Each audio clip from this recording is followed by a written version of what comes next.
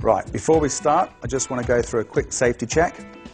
First thing I'm going to do is check the tyres, make sure there's enough air in the tyres. Next thing I'm going to do is check the brakes. I'm going to check the front brake. And I'm going to check the back brake. Okay, they work fine. Next thing I'm going to do is just make sure that the chain is nice and oiled. Okay, that's great. Right, going to get on the bike. Helmet up. Now, best thing to do when you're mounting a bike is to step over so that you're standing straddling the bike like this. Try get into the habit of using your right leg. Okay. And you start off, get on the seat, you start off in the power position, and off you go. Now I'm going to go through a few basic skills that you can develop to make your bike riding safer and more fun. When you ride a bike, most of the time you're sitting on the seat, but just try out and see for yourself how what difference it makes if you stand.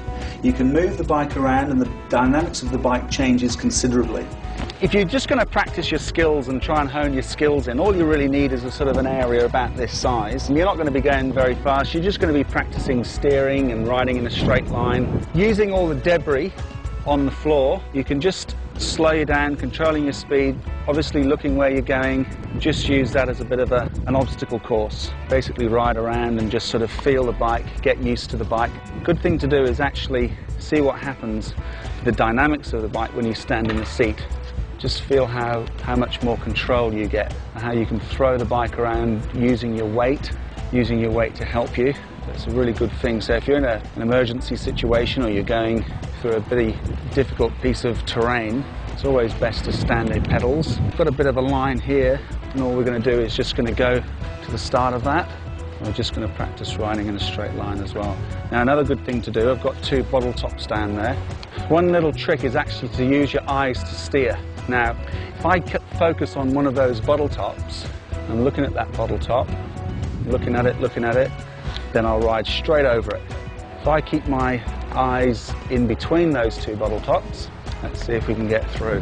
You'll see there's some of the things that you can just do to hone your skills, just practice handling the bike, feeling at one with the bike. Another good thing to do is to learn how to balance. Bicycle riding is all about balance. So if you pick two spots, you can see how slowly it takes you to get from one point to the next. So I've got this nicely poled stick, crawl along, shifting my body weight to keep my balance, just practicing 20 minutes, that's all you need. Don't want to overdo it. If you can't perfect something in 20 minutes, then don't worry about it too much. Just go back to it at a later stage. Again, trying to do tight corners, looking where you're going, keeping your balance, controlling your speed. Push yourself and try and get around those tightest corners possible. Just makes you a lot more safer on the bike because you know how it handles. And if you know how it handles and you can control the way it handles, and that's pretty much it. So a nice little quiet spot, some bitumen, and yeah, just practice. Okay, if I'm coming up to an emergency stop, I want to make sure that I'm very, very clear and very, very loud. I would put my hand up or put my hand right to the back so that my fellow riders can see exactly what I'm doing, and I'll shout stopping. At the same time, I'm not looking around me, I'm looking ahead, I'm making sure I'm scanning up the situation ahead. Your front brake and your back brake have different degrees of effectiveness. Your front brake is more effective than your back brake. If you're doing an emergency stop, the best thing to do is stand in the pedals as I'm doing here. I've got absorption in my legs and my arms. I've pulled my front brake and my back brake simultaneously, and first thing I've done is thrown my weight back. That will stop me from going over the handlebars. If the situation is that I'm riding on a very slippery surface, or it's just been raining, or there's sand on the road, then if I put my front brake first, I have a tendency to skid, depending on the surface and depending on my grip on the tyres. If that's the situation, I would then pull my back brake and then skid with my back wheel. I'm more likely to stay upright if I skid with my back wheel than if I skid with my front wheel. At the same time, I'm using my arms and my legs to absorb the shock of the impact as well. Again, remember to throw your weight back as far as you can go. If I pull the back brake, you can see how the back wheel starts to skid. And if I put the front brake on, You can see how the bike ends up like that. That just demonstrates that the front brake is a lot more effective than the back brake, but I need to counteract that movement there by throwing my weight backwards. Now I'm going to show you how the bike handles and what the stopping power is when I'm applying the back brake first, then the front brake, and then both together. Now I'm making sure that I'm not going too fast when I first start doing this, okay? So there's not very much of a stopping power there. Okay, so as you can see, I didn't stop very effectively. Now I'm going to show you how the front brake works by itself. So just the front brake. Now as you can see there, I threw my weight back over the back seat to counteract that weight going forward. So there's the front brake. A bit more stopping power. Now I'm going to show you how to do the emergency brake using both brakes at the same time. Now I'm going to increase my speed a little bit here. Okay, you can see that I was going a lot faster. I did skid, but at the same time I stopped a lot more effectively and I threw my weight back. I had a good grip on the handlebars as well. Weight back. See, that was a lot more effective, a lot safer. Weight back, brakes on. Again, start off slowly, and the more confident you get, build it up and build it up and build it up. If you notice, on the front end of the bike, there are 3 chain rings. And if you notice on the back, there are 7 cogs. That actually gives you 21 gears, but the chances of you using all of them is very, very unlikely. Your normal riding position, or your normal riding gear, you will have the chain on the front, on the middle chain ring, and the chain on either the middle 2 or 3 cogs on the back. If I wanted to change down gears, I've got my lever here. This will change the back. On this particular bike, it's very easy because they're all numbered. If I move that to 1, the derailleur actually derails the chain and puts the chain on the bigger cog at the back. That's gear 1. And if you see what happens if I push them down, so I've got 2, 3, 4, 5, 6, 7.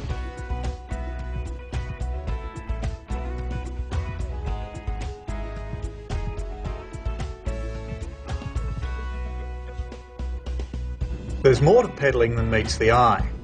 For efficient pedalling, you should maintain a cadence between 80 and 100 RPM. Cadence is the number of rotations the pedals make in a minute. Inexperienced cyclists tend to pedal too slowly in too high a gear. Here Steve is in a high gear and will soon tire and may end up with sore knees.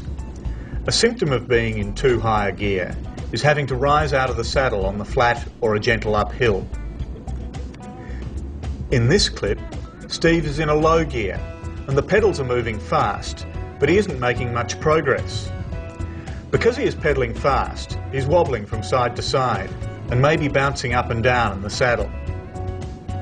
Steve is now spinning the pedals at a cadence of about 90, the most efficient rate if you are riding for any reasonable length of time.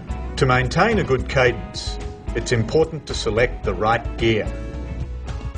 One thing you're going to have to do when you're riding on your bike ride is reach for your water bottle. Some of you may not feel confident in doing that, but you can always practice and get more confident by taking your hands off the handlebars as you're actually going along. Alright, so as I'm demonstrating here, I'm taking them off, putting them back on again, and getting used to riding with one hand. Once you've mastered that, and you want to reach for your bottle, reach down, feel for it, pick it up, and away you go. Make sure that you keep scanning the road ahead. What you don't want to do is do this, where you've got your head down and you're not paying attention to what's coming up in front of you. The same thing applies when you're putting it back. So you're still scanning ahead, you're making sure that you're keeping focused on the road, and all you do is a quick glance in there and away you go. Something else that's really important is rider position on the bike and comfort. Let's look at hand on the handlebar positions. Especially on longer rides, handlebar position is very important. You've basically got 3 positions you can go to: in the drops, on the hoods, and on top of the bars. But perhaps the most important thing is that you always get your thumbs hooked around the handlebar so that you've got a good grip of the bicycle. So in the drops, thumbs around, on the hoods, thumbs hooked in, and particularly on top of the bars, thumbs under, rather than on the top. Not like this,